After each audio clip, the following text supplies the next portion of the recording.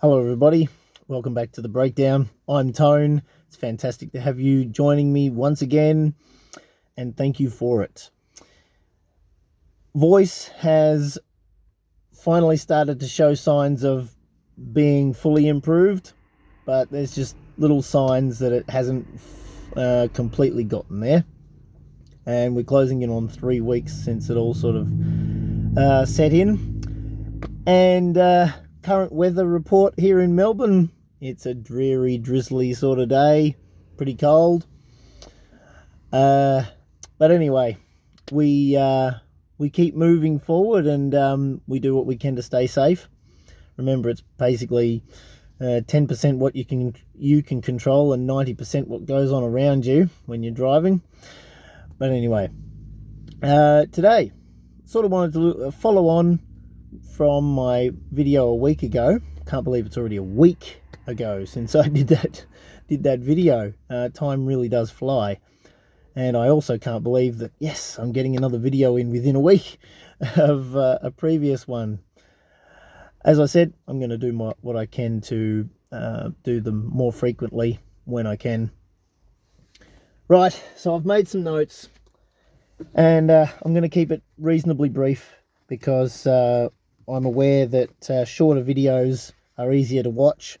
Just look at the trend with TikTok, etc. People want to watch 10-second and 20-second grabs and reels and all that sort of thing. But I want to draw back to some videos that I was doing prior to all of this interest rate rises and all that. And I was talking about the crisis environment that we have entered into. And I've made comments on Facebook and on the tube and everything like that regarding the crisis environment that we have entered into. And I've been responded to with comments along the lines of, well, there's always been crises. There's always been a crisis here or there or everywhere or whatever. I'm talking about crisis that affects the world. Now, we've had a big one. Now we've got, a WAR that's happening overseas, which is affecting everything. It's a worldwide crisis mentality that's going on. And anyway, but the rental crisis here. Rental crisis. And we've got immigration going out of control. Well, it's in control, but it's in control of the people that have got no idea. Or do they have an idea? Do they know what they're doing? I think they do. And they're still doing it. We've got to understand that a lot of the stuff that's going on, it's not accidental. It's planned. So you've got to ask yourself, and I'll leave it to you to answer it for yourself, but you've got to ask yourself, why are they doing it in this way if they know what the result will be? With this added increase in immigration, where are they all going to live, right? How is that going to affect everybody? It's ridiculous to suggest that while people here in Australia can't find somewhere to live and do it, in a cost-effective way, or, in a way that they can make ends meet by renting or buying a place, to ever inflate the number of people that are requiring somewhere when there's already a housing shortage. It beggars belief. It really does. So I just wanted to I guess highlight that. But my main topic for today is a further discussion on what I'm calling the attack on the middle class. Now, while I'm doing my job, I listen to the radio. It is my source of news and a bit of entertainment. I listen to Talkback, so it's not a music station, although sometimes I'll switch over and listen to a little bit of music. But I was listening to Money News on 3AW.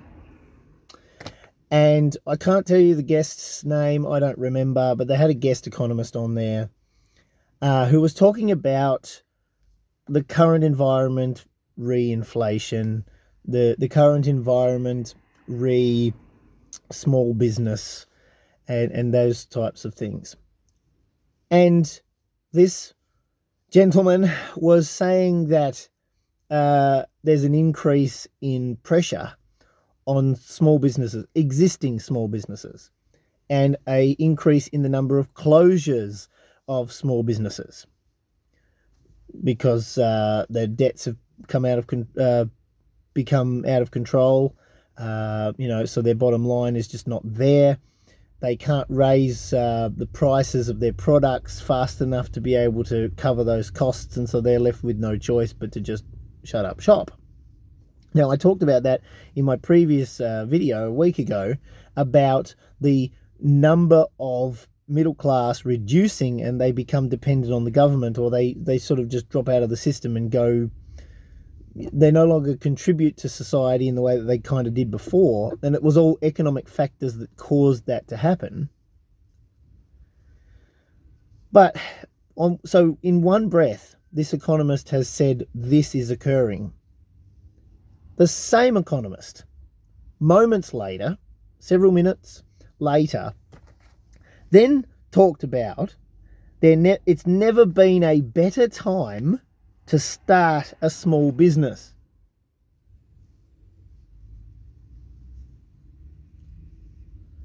If you've got small businesses struggling and they are dropping off the bottom, why would that create an environment that is good for people to, never been a better time to go into small businesses, and start one? Like, I'm sure if I say that to you, I'm sure you can get it. So why does this economist not get it? Anyway, and I'm sure he's not the only one. I'm glad I can't remember his name, because I'd call him out on it and I'd probably get myself in trouble. But here's the thing. If you've got a small business crisis going on where businesses just can't make ends meet, they can't keep things ticking over in a positive fashion, and so they drop off the bottom, why would that create an environment that's good for someone else to take that position and create a new business in their place? It doesn't. But here was the reasoning. The reasoning is because there's never been the availability that there is now. Never before has there been the availability to be able to rent equipment. Rent equipment, not own it, rent it. So, who are you renting it from? I'll leave that for you to have a bit of a think about. One of the big boys, ones that have got a lot of money and they go, right, or a lot of currency, a lot of wealth. They go and they have these products, these machines and whatever.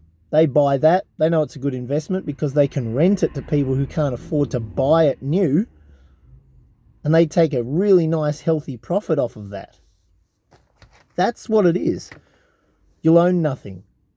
We've heard that before, haven't we? You'll own nothing and you'll be happy. Heard that before? Anywhere? So the idea then is this business can start off from scratch, and they can do it with limited outlay because they can rent all of their equipment, rent the fridges, rent the fryer, rent the, if it's a takeaway shop or something, you can rent all the equipment. You don't have to buy it all out, all up front. You can rent it.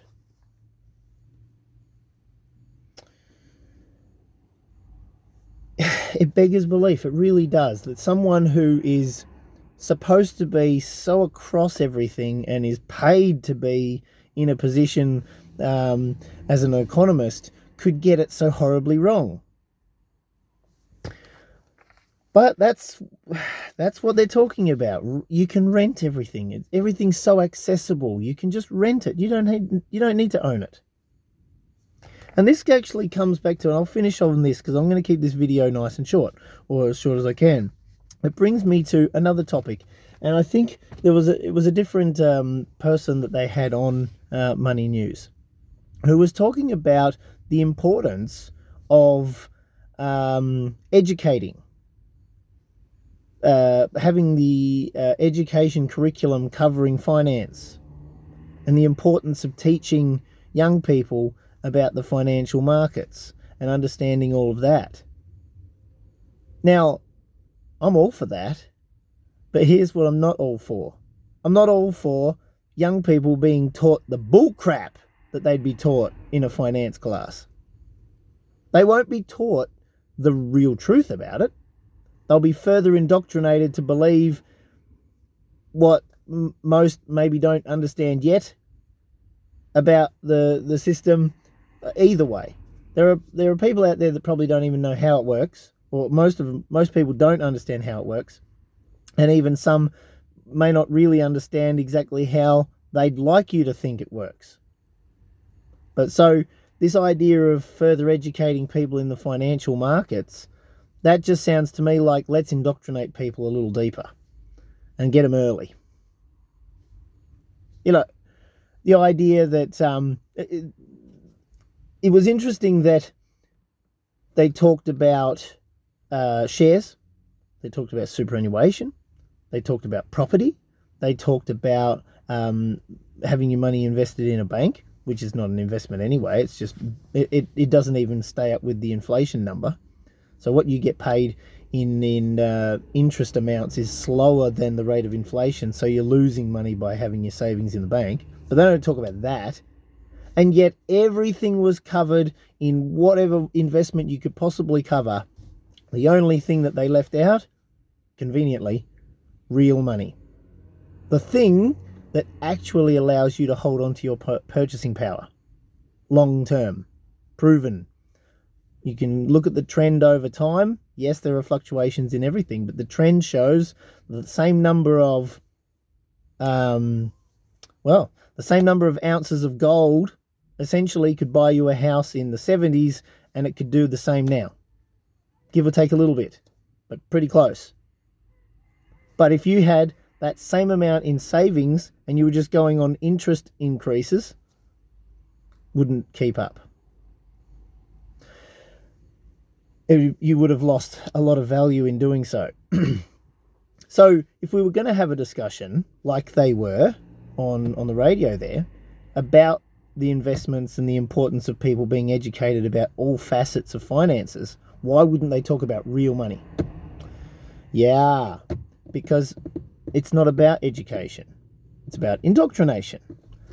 Anyway, look, we get fed this crap all the time, and it's just rehashed, repackaged up and fed out to everybody again and again and again. That's what they do.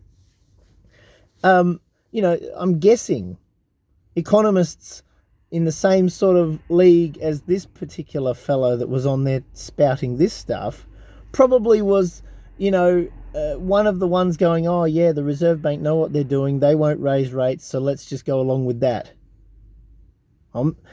I need to say right now, just remind everybody, I'm not qualified as a financial advisor, and so legally I can't give advice. But here's the thing, you can have people who are qualified to give advice and have absolutely no clue what they're talking about.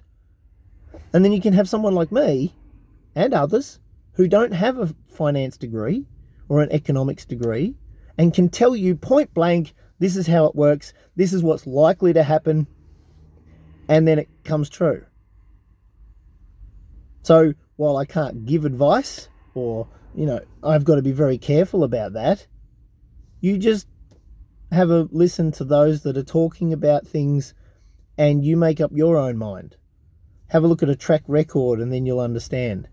Can I listen to these people? No, because they've been wrong on every single thing along the way. And then you've got this particular economist, but he's not alone, talking about how it's never been a better time to invest in a small business. Why are they talking about that? Why is that story being spouted? It's because there's got to be some replacement. The number of businesses that are dropping off the bottom because they can't make ends meet, that's not sustainable. They need at least some to come in and fill that void, or we're going to go into, I believe we're already in recession. But it would make everything so crazy. Recession would take hold and take a lot longer to get out of. So, as I said, everything works in cycles. This is just on steroids, as I said in my previous video. Everything that happens now has happened before. It's just happening faster and to a larger degree. But they've got to run the cycle like this, otherwise things just don't operate and they fall like, everything crashes. So the cycle has to go like this. There has to be growth, what they call growth. It's not actually growth. It's just an increase in the amount of currency in the market. But as a result of that happening, ever increasing numbers of people drop off the bottom. Small businesses close and can't remain sustainable. And then there has to be some amount of replacement. But with that replacement comes small businesses that are beholden to and locked into long-term contracts for renting stuff rather than owning the stuff outright and controlling their costs that way. How much does a rented fridge cost you over however many years versus buying it outright and using it for 20 years? The cost for renting it would be astronomically higher. But in the short term, it doesn't, it's like buying a phone. I always buy my phone outright. But they encourage the people to go and buy a $1,900 2K plus phone and buy it on a plan and pay installments. This is the mentality they want people to have. But they want to say that because small businesses can start in this way, it's a replacement of and a really good way to, start a new business. And it fills in the gap of those that have been in business for 20, 30, 40, 50 years, can't remain sustainable now. It's disingenuous at best, and it's really, really nasty at its worst. Anyway, look, I went on a bit of a rant there, but you need to understand as much as you possibly can just how much crap they feed us, even on, a respectable station. I really do respect 3AW. They're not likely to get to see this video, probably. That's fine. But for what it's worth, I really respect many of those that work at 3AW. But I know that because they have their, they are a media outlet, they have to cover all bases.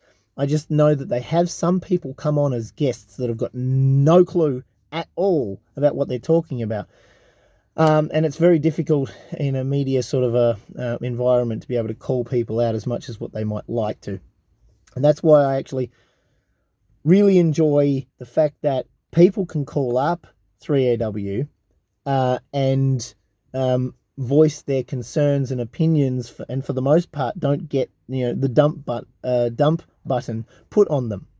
And I've actually been on there quite a few times, probably talking about some contentious stuff, and to my knowledge, have never been dumped in anything that I've said. So kudos to them for that. But as with any sort of open discussion outlet like 3AW, you're going to get some people on there that are qualified but clearly have no idea. And this is a really good example of that. Anyway, I was going to keep this video short, and we're already pushing 20 minutes. Sorry about that. Thank you very much for joining me. Remain awake, okay, and continue to wake up to and test what you hear. Take in what you're hearing, test it, think about it. Does it pass the pub test? Does it ring true for you? Is it true? Do you think it's true? Don't just take my word for it or anyone else's word for it. Think for yourself. Anyway, thank you for joining me on the breakdown. I'm Tone, and until next time, please take care and God bless.